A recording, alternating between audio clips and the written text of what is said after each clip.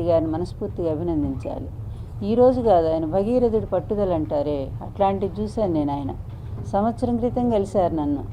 మహానేత సినిమా తీయబోతున్నానంటే మీకున్నటువంటి ఆర్థిక వనరులు ఏమిటి, సినిమా తీయాలంటే చాలా ఉంటుంది కదా అని నేను అడిగాను. ఆయన, మేడం గారు, నాకున్న అభిమానమైన ఆర్థిక వనరులు, నేను ఎలాగైనా కష్టపడి ఆ సినిమాని తీస్తాను, నాకు వైఎస్ రాజశేఖర రెడ్డి గారంటే అంత అభిమానం అని చెప్పి ఎంత పట్టుదలగా చెప్పారంటే, పోని సంవత్సరానికైనా ఆడియో రిలీజ్ అయింది, సినిమా తొందరగా రిలీజ్ అవ్వాలని మాత్రం నేను కోరుకుంటా ఉన్నాను.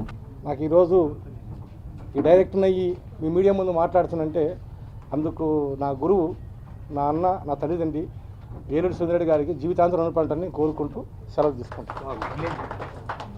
నెక్స్ట్ మంత్ 10వ తారీఖు రిలీజ్ చేయడానికి మేము సన్ని. ఈ పిక్చర్లో సాంగ్స్ రామచంద్రారెడ్డి పడిన కష్టానికి మంచి ఫలితంగానే వచ్చాయి. సక్సెస్ఫుల్ రూట్లో ఈ సాంగ్ చేశాము కష్టపడి. ఇది మా ఓన్ స్టూడియోలో శ్రీలా రికార్డింగ్ స్టూడియో అని మాది ఉంది. అందులో రికార్డ్ చేయబడ్డ సాంగ్స్ ఇవి.